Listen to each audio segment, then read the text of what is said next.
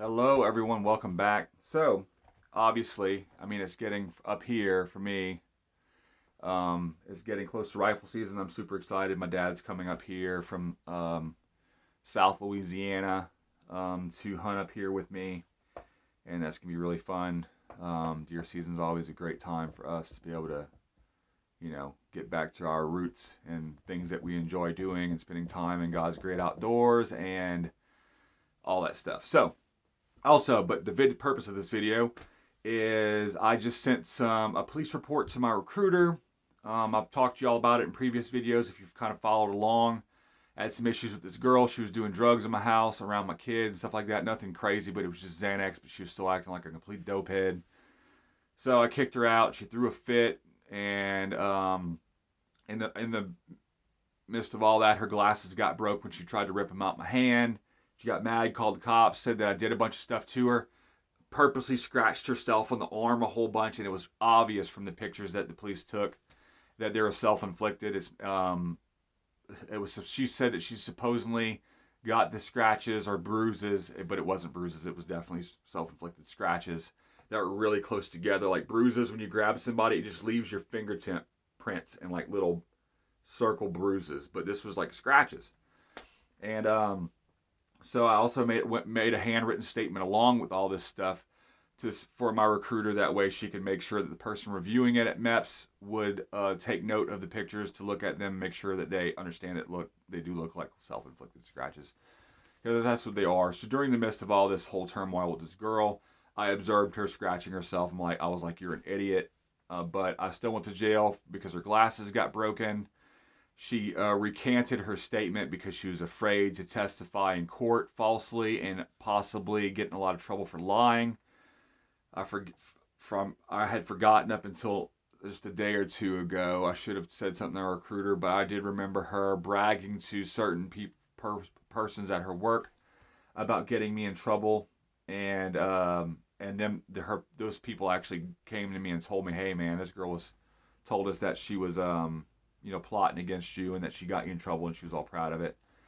Later on, after all this stuff happened, after she dropped the order of exporte against me, which is basically a stay-away order, she told me that once I finally got a hold of me, and I was like, I don't really want to talk to her, but she told me that she was really sorry for getting me in trouble, and she felt terrible, that she wished she could take it back or something like that, and also was hoping that I would get back with her and be in a relationship with her, which obviously I told her no.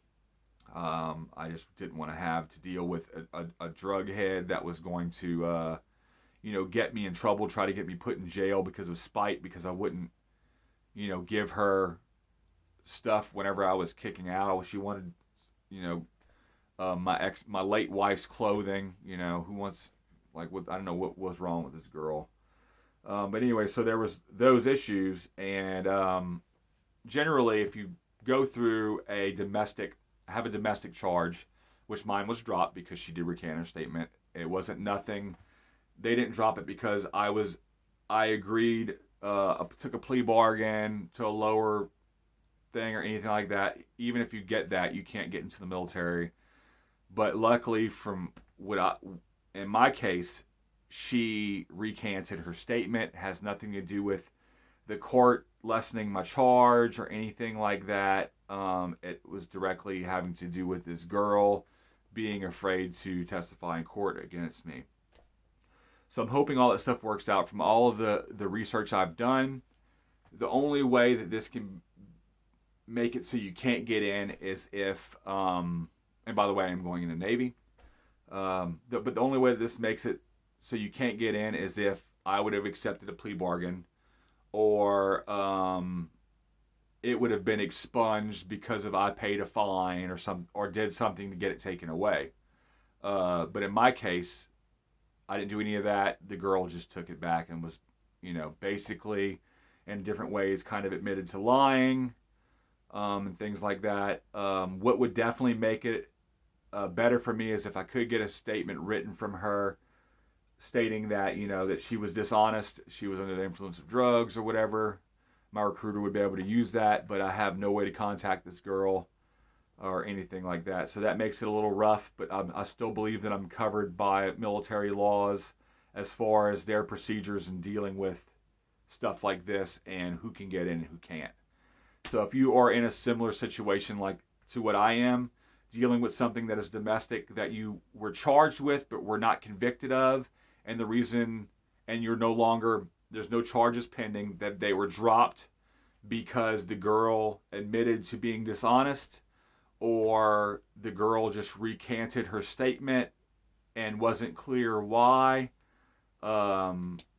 It doesn't, according to the military law, it doesn't matter if they were clear or not. What matters is that you didn't plead to a lower charge, and you didn't pay fines or anything to get it dropped. In my case, since none of that was done, I should be fine. I have went over that with my recruiter. She just saying that she just thinks that we should just go ahead and see how this goes. I did write a handwritten statement saying that, look, I understand that the severity of writing a military handwritten statement is basically an affidavit, and that if you get that, that it could be held against you and you get a lot of trouble for lying. I reassured them that, I promise that every handwritten statement that I've made up until this point, and at any statement that I made, is 100% true. That I never did some of the things that I was accused of by this police report, and things like that, and that it was, dropped. Did my best to word everything the best way possible. I sent it to my recruiter on Instant Messenger on Facebook, and I believe all that stuff was sent out yesterday. I think that they started doing that stuff. My recruiter has been doing very well with getting back a hold of me as soon as she can, and I've been trying to do as much for her as I can. I actually downloaded a scanning app called Genius Scan to send this stuff to her. It did a great job. You can't send it in text message or anything like that. You have to pay the $29 a month, but you can send it an email for free. And the pictures that it took looked amazing of the paper, and it just looked like a scanned copy. It did a good job. So if you want to use one, I do suggest you use Genius Scan. I will keep y'all updated on what happens with this, because this has been a 7-month thing. It might be almost actually be 8 months at this point that I've been in the enlistment process. It is just at this point I'm just man, I don't know if I'll ever get in. I went and done to the MEPS already. I took my official height and weight there, got measured and stuff. And wait, did I do it there? I don't remember them measuring me there actually, but maybe they did. I don't exactly remember. I think that the recruiter just wrote down their official what they wrote down, and that was good enough. But I did my official height and weight, and also my ASVAB test. I got a 63, and I'm 33 years old, and I haven't done schooling for such a long time. If you are made it to this point in the video and you're haven't taken your ASVAB yet and you're worried about certain stuff, the issue in there, the only thing that kind of stumped me, and I just picked what I thought was the best answer, is exponents, the math portion.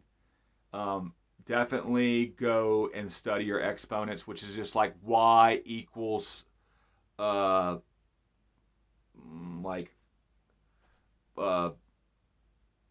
I don't know, y plus x equals this, or 5 minus 10 equals y, which is really easy. It'd be 5, 5 minus 10 equals y would be -5, and there's all kind of stuff like that. There's even the harder exponent stuff where you have to do my dear Aunt Sally, whatever that is, on there. So there's a lot of stuff I didn't remember, but I still busted my butt to get the score that I got, and a 63 is well above average. Most people get about a 40 or a 30 or something like that. So I'm definitely happy with my score. Y'all can do it. You just push yourself to do some studying and things like that, and you'll do fine. So now, as once all this stuff, if this stuff approves and they give me a moral waiver, I just go for the rest of my physical at MEPS, and I will do all the hearing, the vision, the duck walk and stuff like that, and blood pressure. They'll do a blood test for STDs, which is normally just worried about AIDS, HIV stuff. And then after, if I pass all that, I'll leave. I don't swear in that day or the next day. They send off my waiver for my neck tattoo, finally.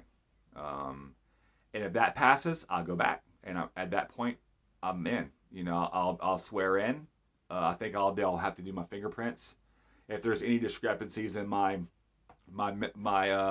criminal history, which shouldn't be anything. Wasn't always the best person. I did some stupid stuff. But if there is, I will at that point be, I'm sure, given a chance to take care of any of that, which will take a little bit longer. Then I'll go back in and swear in if I'm not able to do it that day.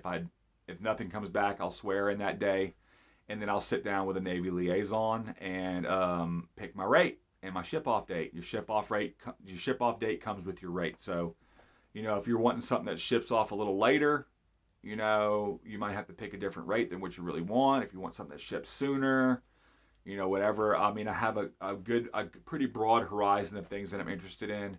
And after 2 years, you can always kind of revisit that and change your rate, as far as I know so far. If any of y'all are in the Navy and you have a different opinion as far as changing your rate after being in there 2 years or so, let me know. I'm doing my best to give y'all the most accurate information I can, because I'm going through this process. I'm asking tons of questions. That way I know everything that I want to know, and then I can present y'all all this information so y'all can know things that you need to know. So anyways, if I haven't answered any questions in here that I just might have missed and you think that I have the answer to, ask me in the comment section. I answer everything that everybody sends. Sometimes I don't get a notification, but I'll go look in my comments every once in a while, like weekly, definitely. And I'll get back to you about questions or anything like that. If it's just a statement telling me like good luck, I'll heart it, or I'll tell you thank you so much or whatever. But if it is a question, I will do my best to answer that. I really will.